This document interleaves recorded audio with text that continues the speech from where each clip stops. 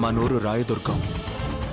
ఆ గ్రామ ప్రజలకి కనిపించిన దైవం సుంకులమ్మ అయితే కనిపించే దేవుడు మీ నాన్న సూర్యనారాయణ. మీ నాన్న రఘుపతి గారు కాలేజ్ రోజుల నుంచి ప్రాణ స్నేహితులు. వారిద్దరి మధ్య ఉన్న స్వచ్ఛమైన స్నేహం వల్ల మీ నాన్న మాట కోసం రఘుపతి గారు తనకున్న 3000 ఎకరాల్ని రాయదుర్గం కూలీలకి కౌలుకిచ్చి వాళ్లకు బతుకు తెరువు చూపించారు. వ్యాపారం కోసం రఘుపతి లండన్ వెళ్ళిపోయాక ఆయన బావమర్ది బళ్ళారికో బంగారం లాంటి నిజం తెలిసింది. సార్, మీ గెస్ట్ చాలా కరెక్ట్. మీరు అనుకున్నట్టు ఈ మట్టి ఈ ఏరియాలోది. ఏ 3000 ఎకరాలైతే రఘుపతి గారు రైతు కూలీలకి కవులకిచ్చారో అందులో ఏ గ్రేడ్ ఐరన్ ఓర్ ఉంది. తవ్వి అమ్ముకుంటే ఇంట్లో బాత్రూమ్స్ కూడా బంగారంతో కట్టించుకోవచ్చు. ఈ జనానికి అనుమానం రాకుండా ఉండకోసమే పైన పవర్ ప్రాజెక్టు, కింద మన ప్రాజెక్టు. తవ్వుకున్నోడికి తవ్వుకున్నంత. ఈ ప్రాజెక్ట్ కట్టేది మీ పిల్లలకు ఉద్యోగాలు ఇవ్వడం కోసం, మీ బిడ్డల బతుకులు బంగారం చేయడం కోసమేనని జనాన్ని ఒప్పించారు. ఫ్యాక్టరీ పడిందంటే ఇంకా మన పిల్లల బతుకులు బంగారమే. ఉద్యోగాలు, ఫ్యాక్టరీలు అంతా అబద్ధమని, నేలతల్లి గుండెల్ని తవ్వి ఇనుప ఖనిజం అమ్ముకోవడానికే ఇదంతా ఉపాయమని ఎన్నో విధాలుగా నచ్చచెప్పడానికి ప్రయత్నించారు మీ నాన్న. ఇనప ఖనిజం పడితే మాకేంది, బంగారం పడితే మాకేంది. మా గిన్నెలో ఇంత మొత్తం పడాలయ్యా, మా దారిని మమ్మల్ని వదిలేయ్యా. కానీ గొర్రె కసాయివాణ్ణి నమ్మినట్టుగా ప్రజలు బళ్ళారి మాటనే నమ్మారు. ఏందయ్యా ఇది? వాళ్ళకి లేని బాధ నీకెందుకు చెప్పు? వాళ్ళు పసిబిడ్డల్లాంటి వాళ్లే, మనమే మార్చుకోవాలి. రఘుపతి లండన్ నుంచి రాగానే ఈ విషయం గురించి మాట్లాడతా. వాడు నా మాట కాదంటావు. ఎక్కడే నిజాన్ని శంకుస్థాపనకొస్తున్న రఘుపతికి చెప్పేస్తాడోనని రాత్రికి రాత్రే మీ నాన్నని ఎత్తుకెళ్లారు.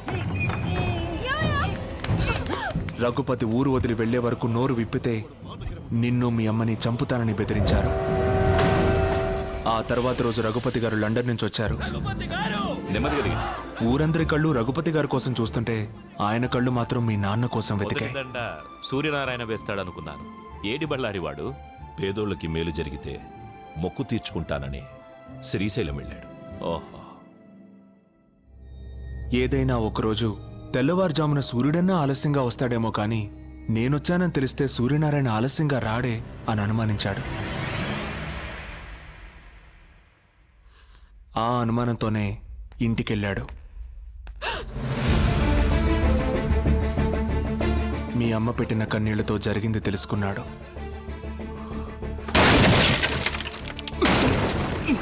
స్నేహితుణ్ణి కాపాడుకొని బళ్ళారికి బుద్ధి చెప్పాలనుకున్నాడు.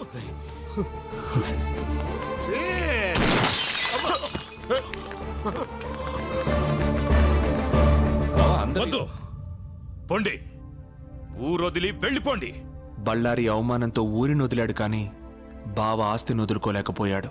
మన ఊళ్ళో ఈ రోజు నుంచి కౌలుదారులుండరు, పట్టాదారులే ఉంటారు. వచ్చే పౌర్ణమి రోజు నా కూతురు చైత్ర పుట్టినరోజు. ఆ రోజు సుంకులమ్మ సాక్షిగా నా కూతురి చేతుల మీదుగా మీకు పట్టాలిచ్చి మిమ్మల్ని శాశ్వతంగా రైతుల్ని చేస్తాను.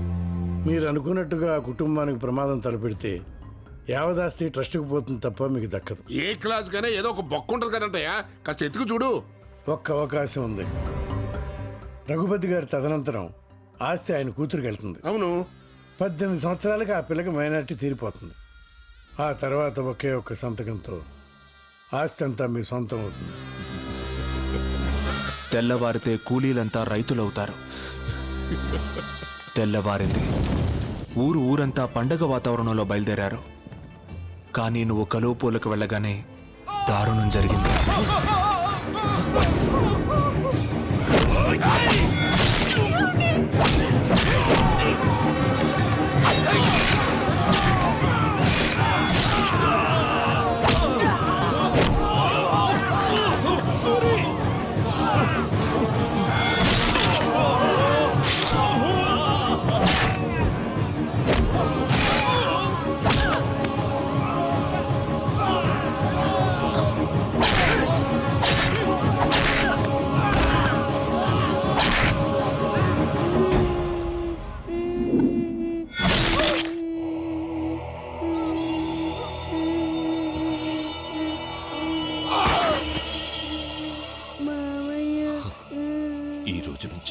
నేను మావయ్యని కాదు, మీ నాన్నని.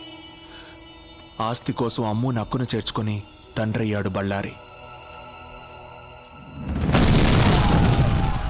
బతికిన వాళ్ళని బెదిరించి బాణాసంచా కాలుస్తుండగా ట్రాన్స్ఫార్మర్ పేలి ప్రమాదం జరిగిందని ఊరిని పోలీసుల్ని నమ్మించాడు. నీళ్లతో తడవాల్సిన నేల నెత్తురుతో తడిసింది. మట్టి కోసం పోరాడిన మీ నాన్న మట్టిలోనే కలిసిపోయాడు.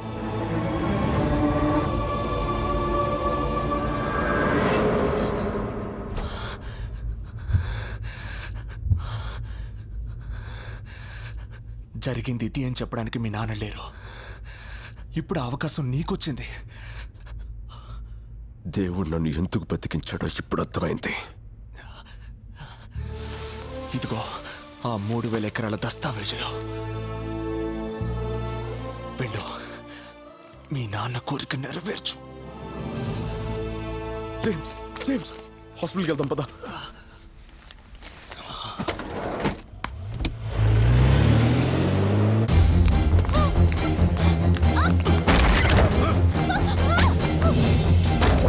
రేయ్, బళ్ళారికి ఫోన్ కొట్టండి రా.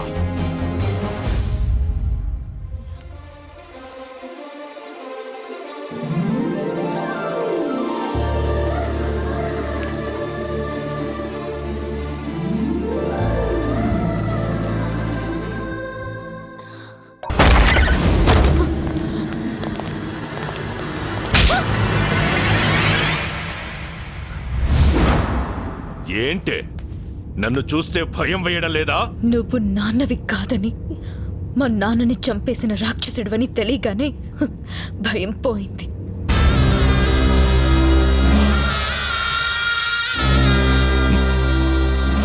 ఇంతప్పటి నుంచి పెంచాను. నేను నాన్నని కాదని దానికెలా తెలిసింది లాయరు? సరిగ్గా తను మేజర్ అయిన రోజు రాత్రే ఇంట్లోంచి పారిపోవాలన్న ఐడియా దానికి ఎట్ట వచ్చింది లాయరు? నన్ను అడుగుతున్నారేంటండి? నాకేం తెలుసు? నీకు తెలియకుండా నీ కొడుకు జేమ్స్ ఫారెస్ట్ లో ఏం చేస్తున్నాడ్రా?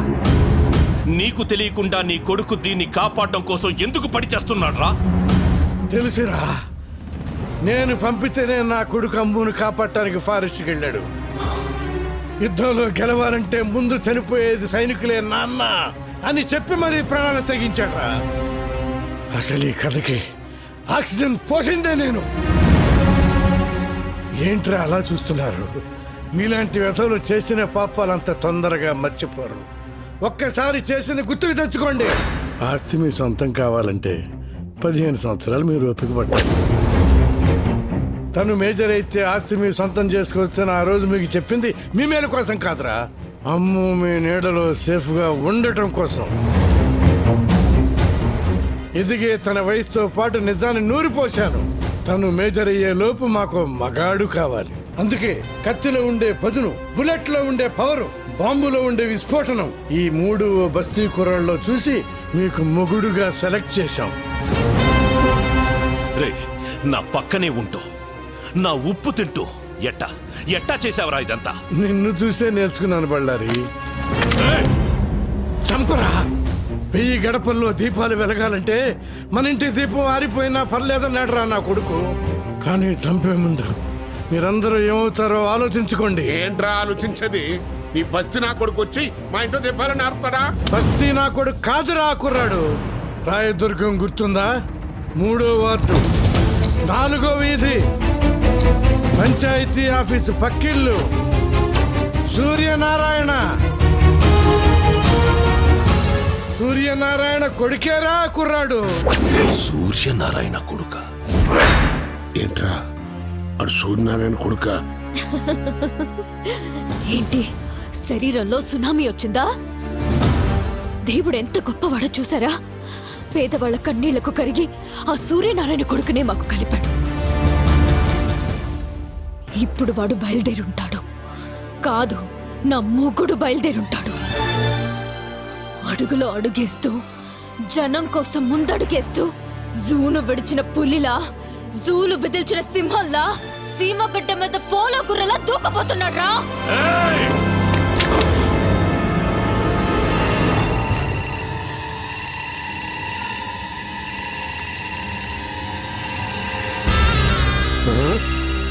వీడి కొడుకు